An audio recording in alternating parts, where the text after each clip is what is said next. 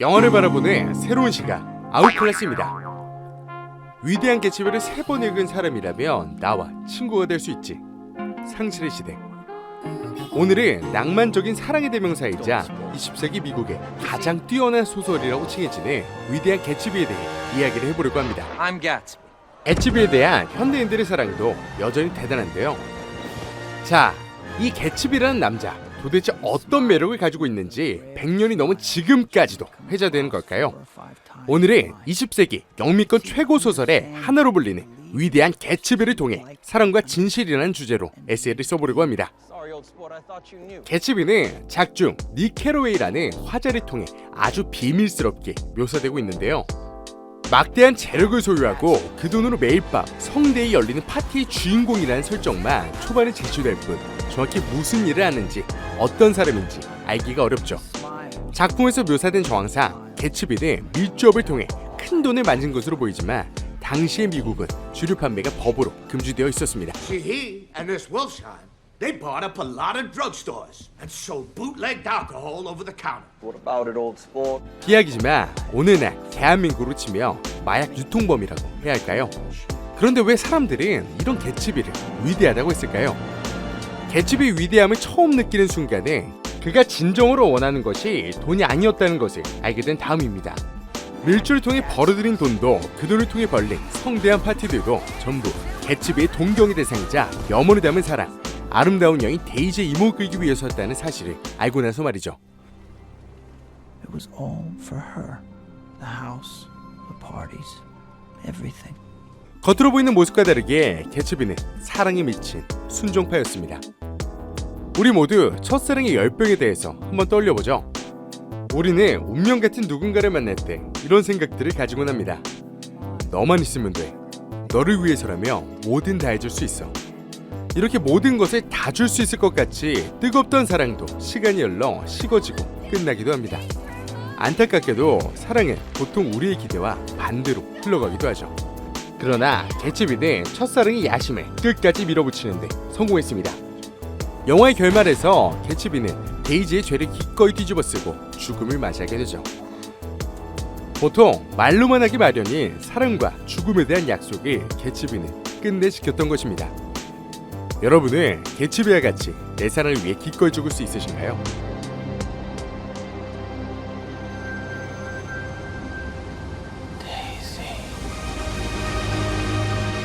개츠비의 진실을 알고 있었던 닉만이 유일하게 개츠비를 진정으로 충고할 뿐입니다.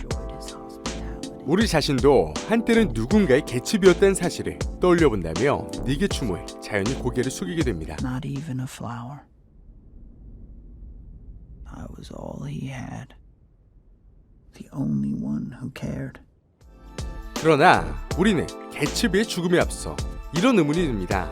과연 데이지는 이런 개츠비의 사랑을 받을 만한 자격 있는 여자일까요?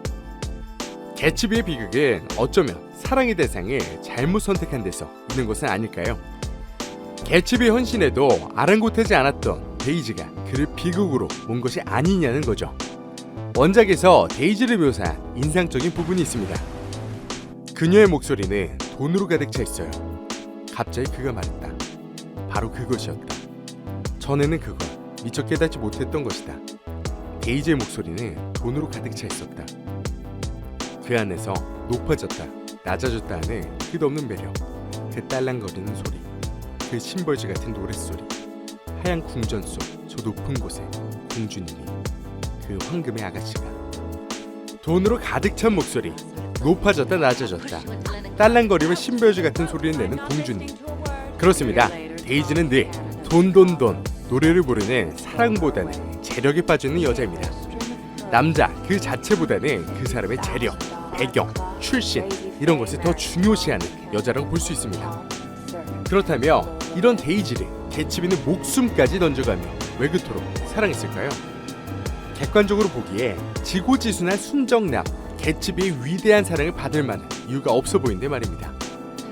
일견 광적으로 보이기까지 하는 개츠비의 사랑, 여러분은 이해가 되시나요? I loved you. You see, she loves me. 어쩌면 개츠비도 데이지와 다르지 않아 그녀의 아름다운 얼굴, 산뜻한 몸매, 당당한 출신 배경을 보고 사랑한 것은 아닐까요? 그녀의 사랑을 얻게 되는 순간 그 모든 것이 그의 소유가 되니까요. 옛말에 집신도 짝이 있다는 말처럼 우리는 각자 자신의 크기에 맞는 사랑을 선택하기 마련입니다. 개츠비가 데이지를 그토록 열렬히 사랑했다는 것은 그만큼 개츠비가 데이지를 닮았다는 말이기도 한데요. 데이지가 개츠비나 톰 뷰캐넌을 사랑하는 것이 아니라 그들의 돈을 사랑했듯이 개츠비도 어쩌면 데이지가 아니라 데이지를 통해 얻게 될 무언가를 사랑했을 수 있습니다. 그렇습니다. 개츠비는 아마 데이지와 함께 있는 자기 자신을 사랑했던 것이 아닐까 싶은데요. 데이지를 통해 완성된 자신의 모습에 그토록 열렬히 매달렸던 것이죠.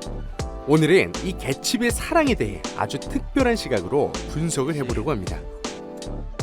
프랑스의 문학평론가 및 철학자인 르네 지라르는 이런 개츠비의 복잡한 욕망을 삼각형 모양의 모델로 이야기한 바가 있습니다. 우리는 보통 나라는 주체가 이성이라는 주체를 사랑한다고 생각하지만 사실 욕망은 이렇게 일직선으로 진행되는 것이 아니라 중계자를 거친 삼각형의 모양을 띠고 있습니다. 우리는 보통 곧바로 대상을 욕망한다고 생각하곤 합니다. 그 욕망의 주인이 마치 나인 것처럼 느끼죠. 그러나 지라르의 발음을 조심해야겠네요. 지라르의 욕망의 삼각형에 따르면 우리는 욕망할 줄 모르는 존재입니다. 우리의 욕망은 그저 타인의 욕망을 모방한 것이며 남에게서 필요와 모방한 욕망, 우리는 자기 자신의 것처럼 여기고 있습니다. 말이 조금 어려운데 조금 더 쉬운 이해를 위해 예시를 들어보겠습니다. 여기 이 향수 광고를 보세요. 향수 광고는 대개 미남 미녀들이 나와 제품을 사용하는 모습을 보여줍니다. 만약 우리가 단순히 화장품을 원하는 것이라면 미인들이 향수를 뿌리는 광고보다는 향수의 기능이나 냄새에 대해 이야기하는 광고를 만드는 게 낫습니다. 그게 그 향수에 대해서 많은 정보를 알려주니까요.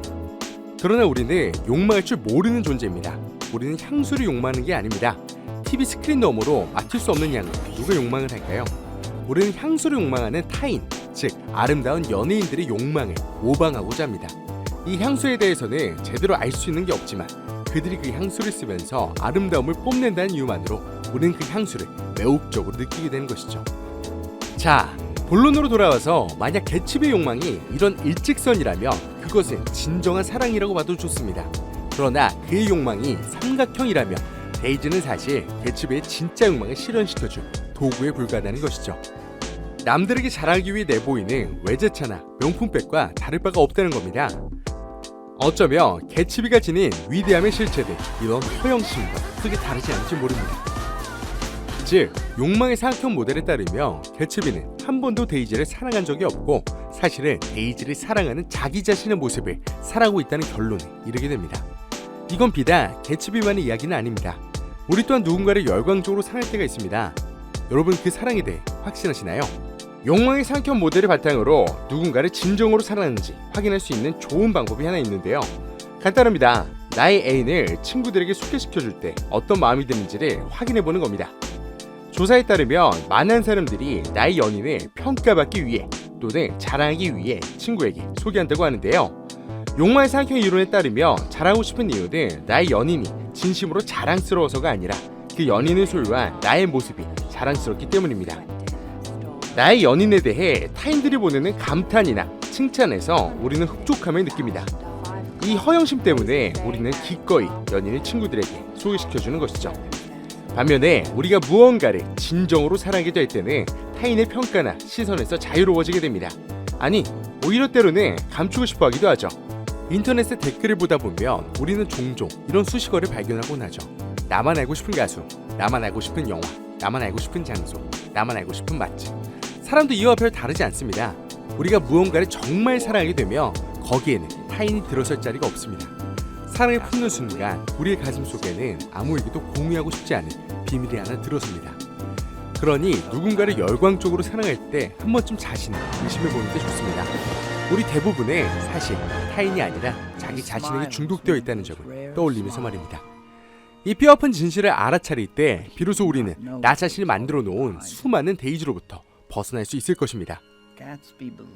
영화를 바라보는 새로운 시각, 오늘은 르네 지라르를 통해 개츠비의 사랑에 대해 분석해보았습니다. 영상을 보시고 도움이 되셨다면 구독과 좋아요 잊지 마세요. 감사합니다. 아웃클래스였습니다. Stretch out our arms farther. And one fine morning, so we beat on.